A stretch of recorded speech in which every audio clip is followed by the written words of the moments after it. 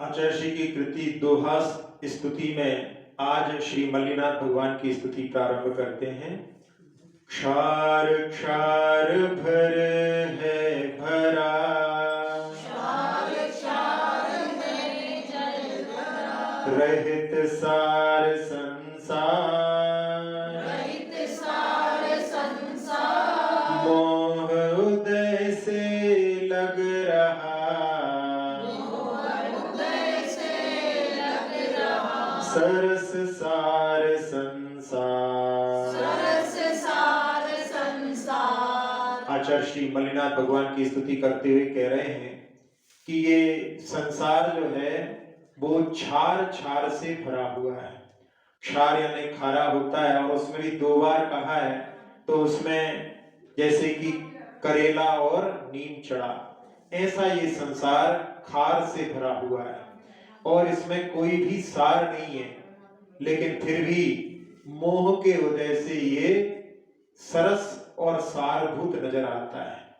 जबकि एक संसार वृक्ष का चित्र आपने देखा होगा, अक्सर जिनालयों में मिलता है, जहां पर एक व्यक्ति कहीं से आता है और उसके पीछे हाथी पड़ जाता है और वो भाग करके पेड़ पर चढ़ने की कोशिश करता है, तो बट वृक्ष की जो डाल रहती है उनको पकड़ करके वहां पर लटका रहता है। हाथी पेड़ को हिला रहा है और डाल को सफेद और काले चूहे खा रहे हैं और नीचे जहां एक कुआं है जिसमें चार नाग ऊपर अपना मुख खोल करके उसके गिरने का इंतजार कर रहे हैं।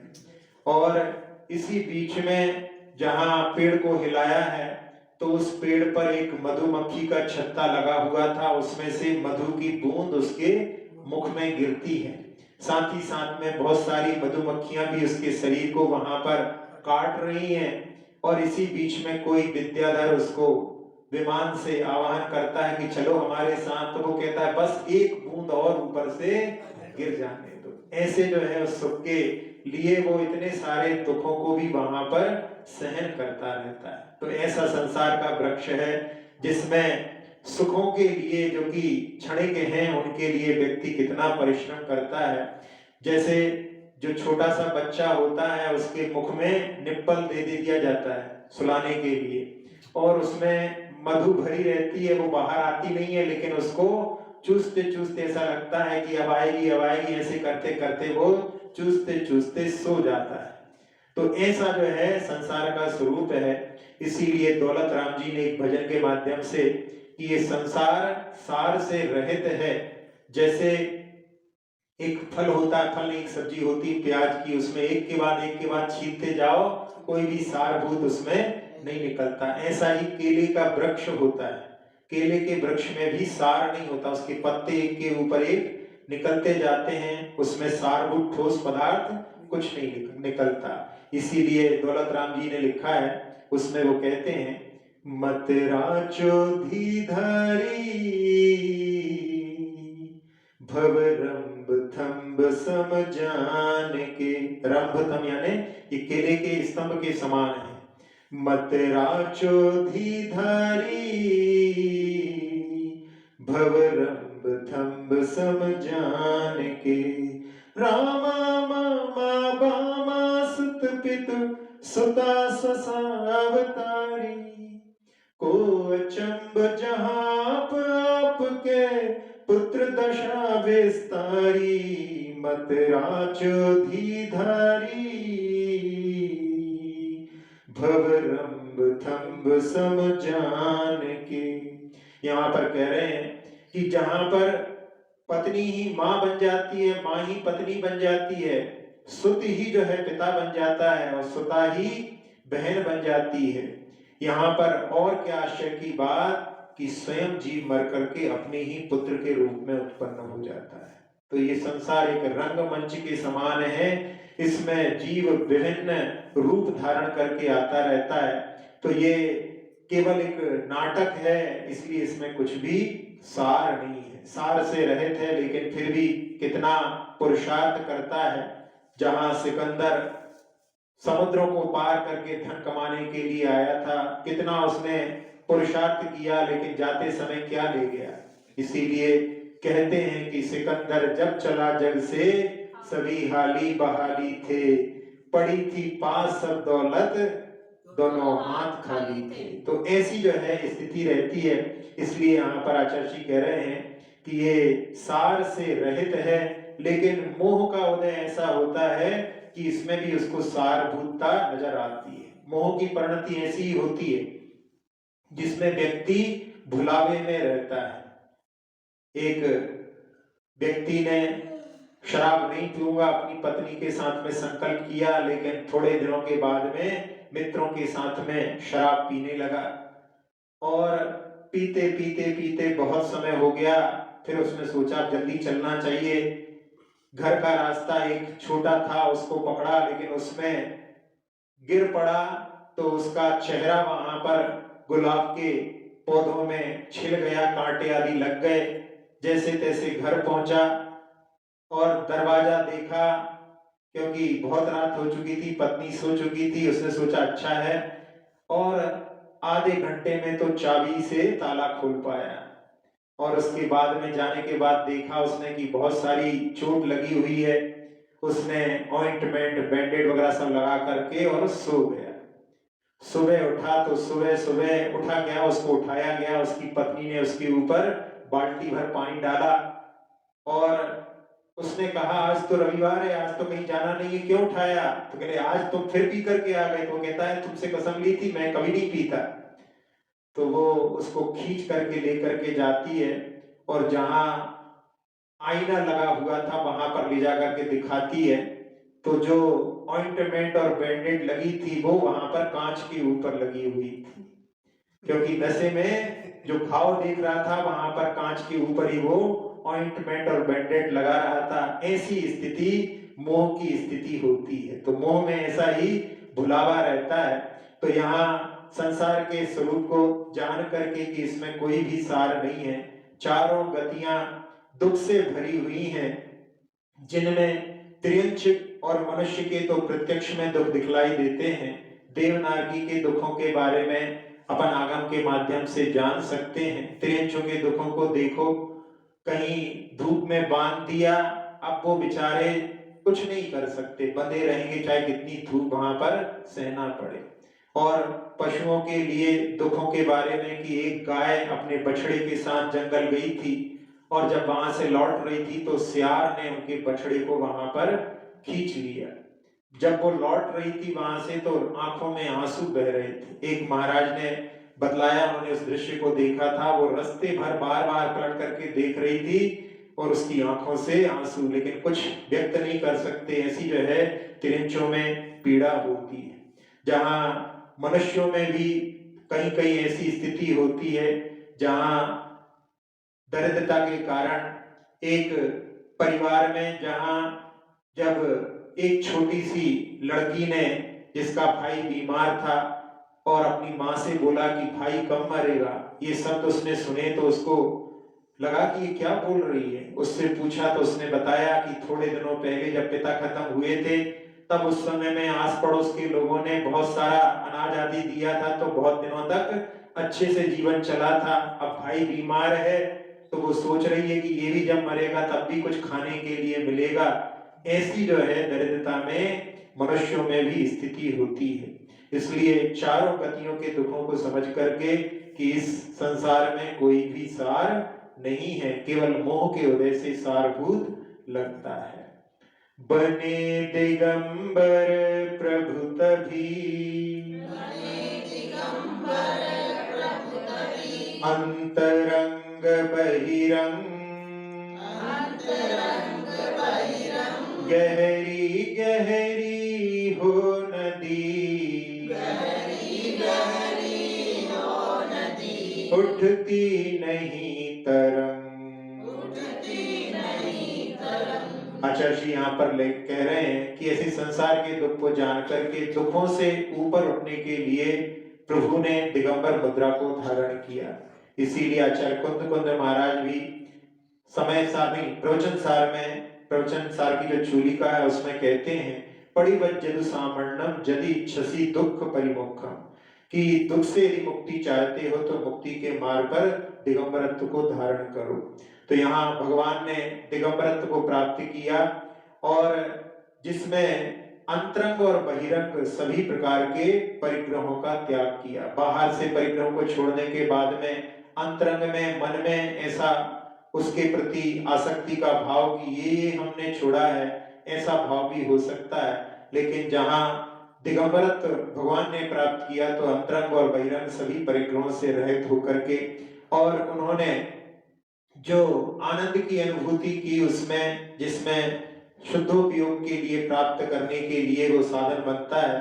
जहाँ जब कोई व्यक्ति सभी परिग्रहों से रहित होता है वो आनंद की एक अलग ही अनुभूति को प्राप्त करता है। यदि अभी यहाँ पर आप लोग बैठे हुए हो, अभी यदि बरसात होने लगे तो बहुत सारे लोगों को मन में विकल्प होने लगेगा कि वो सूख रहा है घर में, यहाँ पर बैठे बैठे भी कि अब शाम को जाकर के क्या बनाना है। बीच बीच में कभी कभी उसकी भी लहर आ जाती होगी, कभी कभी कि घर में जो है चाय थर्मस में भर करके रख करके आए हैं, वो आएंगे तो पी लेंगे, ऐसी भी जो है विचार मन में चलते रहते हैं। तो ये संसार की स्थिति होती है जहां पर बंधन में बंधा हुआ प्राणी कभी भी शांति को प्राप्त नहीं कर पाता। जहां सब चीजों से ऊपर उठते हैं तब वो जो आनंद की अनुभूति होती है वो एक अलौकिक आनंद की अनुभूति होती है। इसीलिए आचार्य जी ने एक हाइकू में लिखा है कि ठंडे बस्ते में मन को रखो फिर आत्मा में डूबो, क्योंकि मन में जितनी भी खुराफात रहती है जब तक वो चलती रहती है तब तक जो है आत्मा की अनुभूति करना संभव नहीं।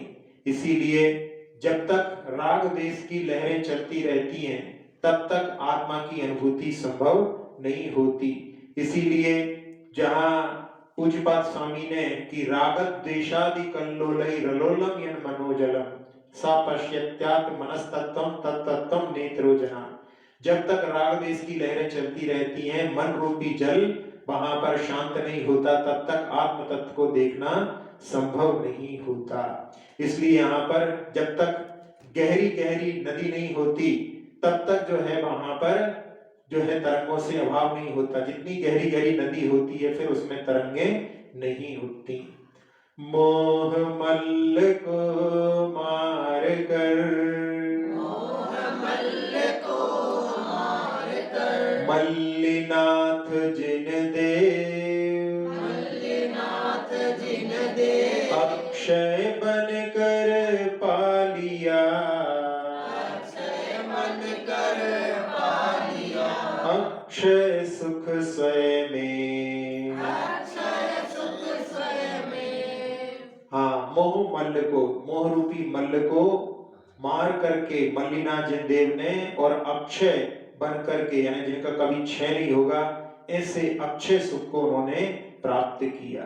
मोह का साम्राज्य संसार में ऐसा फैला हुआ है, इसीलिए सामायिक पाठ में कहते हैं कि क्रोड़ीकृता शेष शरीरी वर्गा, समस्त संसार के प्राणियों को मोह ने अपनी गोद में उठा रखा है, अपने चंगुल में फंसा रखा है। जो मोह पर विजय प्राप्त करते हैं वे धन्य होते हैं। इसीलिए भगवान जब मोह पर विजय प्राप्त करते हैं समो शरण में दुंदुभी नाद होता है। उस दुंदुभी नाद के लिए कहा जाता है कि उस दुंदुभी नाद में मानो उन्होंने मोह पर आज विजय प्राप्त की है, इसलिए वो पूरे लोक को समझा रहे हैं कि इन्होंने मोह पर विजय प्राप्त की है, इसलिए नगाड़े बजाए जा रहे हैं। जब मरण होता है तब भी बाजे बजाए जाते हैं, ले जाते हैं शमशान में तब बाजे बजते हैं। वो क्यों बजाए जाते हैं? वो ये इस बात का प्रतीक है कि आज फिर मोह जीत गया। वो दुंदुभी के बाजे जो समोषण में बजते हैं वो मोह पर विजय के बाजे होते हैं। और यहाँ पर सारे लोगों को समझाने के लिए कि प्रयास कर लो, नहीं तो ये मोह जिस जैसे इनको ले गया है ऐसे तुमको भी लेकर के जाएगा। तो उस मोह पर विजय प्राप्त कर सको इसलिए उनको समझाने के लिए सब पूरे संसार के प्राणियों को वो शमशान ले जाते समय बाजे बजाए जाते हैं कि आज फिर मोह जीता है, फिर आगे मोह जीतता रहता है। इसलिए उस मोह पर भी कोई विजय प्राप्त करे, क्योंकि जिसको ले गया है वो तो सुनने वाला नहीं है, जो साथ में जाने वाले हैं उन्हीं को सुनाने के लिए, उन्हीं को सुनाने के लिए वो बाजे बजाए जाते हैं। तो ऐसी जो मोह पर जिन्होंने विजय प्राप्त कर ली है वो प्रशंसनीय हो जाते हैं और बाकी तो सारा संसार मोह के वशीभूत है। कुछ दिनों पहले एक बार पेपर में खबर आई थी कि एक सुप्रीम कोर्ट की वकील थी महिला और उसके पति ने उसका वध कर दिया। कारण क्या था कि उसकी बहुत बड़ी हवेली थी और पति चाहता था कि मैं विदेश जाऊं और वो चाहती थी, सुप्रीम कोर्ट की वकील थी, अच्छी काम चल रहा था तो वो जाने को तैयार नहीं थी और उसके पति ने उसका वध कर दिया।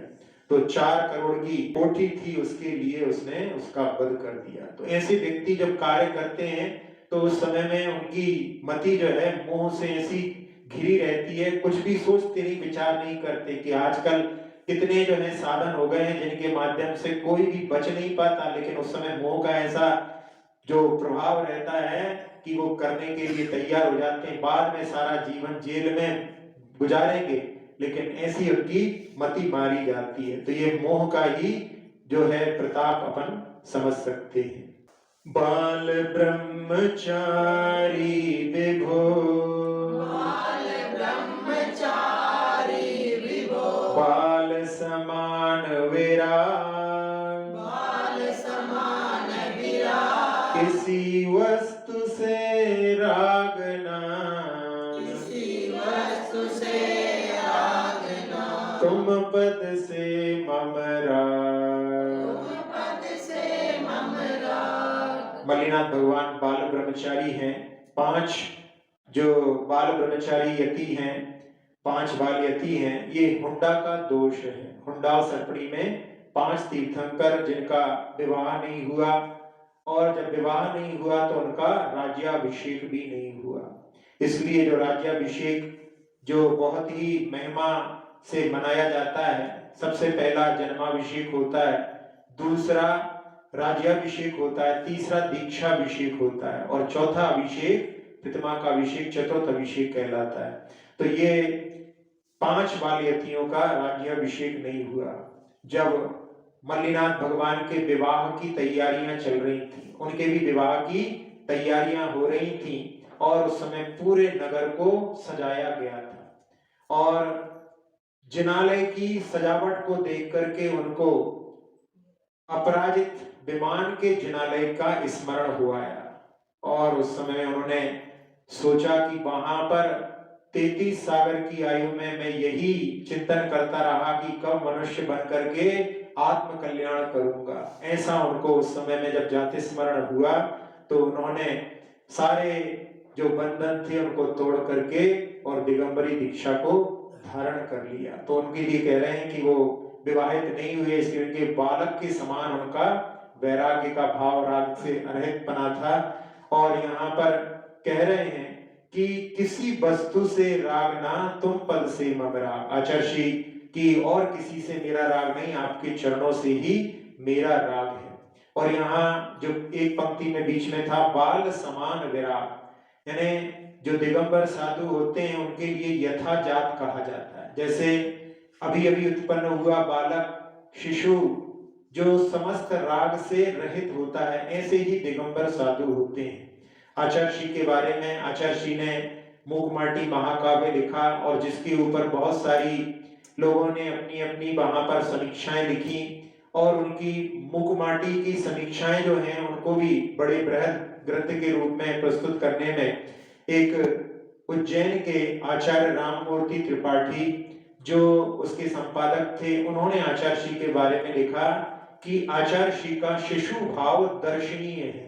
शिशु भाव उन्होंने लिखा कि जो शिशु के समान उनका जो सब ओर से अनजान रहता है, वह सब कुछ उसके बोध में ही नहीं रहता और संसार की हवा पानी का जैसे उनके ऊपर कोई प्रभाव ही नहीं पड़ता, ऐसा उनका शिशु भाव के बारे में उन्होंने लिखा। कोई जैन यदि कोई कुछ बोलता है तो वो एक भक्ति का भी एक रूपक हो सकता है, लेकिन एक ब्राह्मण विद्वान जब लिखता है तो वो उनकी दृष्टि में यथार्थता अपन समझ सकते हैं। तो यहाँ जो बाल के समान विराग मल्लीनाथ भगवान का लिखा है, वैसा ही उनका शिशु भाव उनकी दृष्टि में दृष्टिगोचर होता है। और आगे कह रहे हैं कि भगवान केवल आपके चरणों से राग है, बाकी कोई किसी वस्तु से राग नहीं। भगवान के चरण से जो राग होता है, भगवान से जो राग होता है, जैसे हमने पहले भी कहा था कि भगवान की आराधना करते हुए भगवान को मांगना और भगवान से कुछ मांगना, दोनों में अंतर होता है। जब भगवान की आराधना करते हुए जो भगवान को ही मांगता है और कुछ नहीं मांगता, तो उसका मतलब है वो निष्काम भक्ति कहलाती है। जब जहां पद का अर्थ होता है, उपाधि भी होता है, सम्मान भी होता है। जब रामचंद्र अपने राज्य को व्यवस्थित कर चुके थे और जितने भी लोगों ने सेवाएं की थी सबके लिए राज्य बांट रहे थे, उस समय हनुमान जी के लिए भी कहीं का राज दिया। सबके लिए राज्य बांट रहे थे, तो हनुमान जी ने कहा कि हमारे लिए एक पद नहीं, हमारे लिए 2 पद की आवश्यकता है। तो सब लोगों ने समर्थन किया कि हाँ, हनुमान जी ने बहुत अच्छा काम किया है, इसलिए हनुमान जी के लिए 2 पद के अधिकारी हैं। तो उनसे पूछा कि बताओ भैया, दूसरा पद और कौन सा चाहिए? तो वो उठ करके खड़े हुए और श्री राम के चरणों में आकर के दोनों पदों को छू करके कहते हैं कि ये 2 पद चाहिए हमें, जो आप पद दे रहे हो उसकी हमें आवश्यकता नहीं। तो ये भी एक भक्ति का समर्पण का प्रतीक होता है कि आपके चरणों के अलावा हमें और कुछ नहीं चाहिए। तो ऐसे ही यहाँ पर आचार्य जी ने लिखा कि हमें और किसी वस्तु से राग नहीं, आपके ही पद से हमारा राग है। ऐसा ही जो भक्त के मन में राग होना चाहिए कि भगवान को प्राप्त करने के अलावा और उनसे कोई लौकिक आकांक्षाएं ना रखें, क्योंकि लौकिक आकांक्षाएं रखना है संसार की ही मांग, और जिन्होंने संसार से ऊपर उठ चुके हैं उनसे संसार मांगना एक प्रकार से वो भक्ति नहीं, वो तो एक प्रकार का सौदा हो जाता है। इसलिए अपने को उससे ऊपर उठना चाहिए। इस प्रकार से मल्लिनाथ भगवान की स्तुति 4 काव्यों में आचार्य जी ने जहां पर संसार के स्वरूप के बारे में और मोह के स्वरूप के बारे में और भक्ति कैसी होनी चाहिए इसके बारे में बताया। इति श्री मल्लिनाथ जिनेन्द्राय नमो नमः।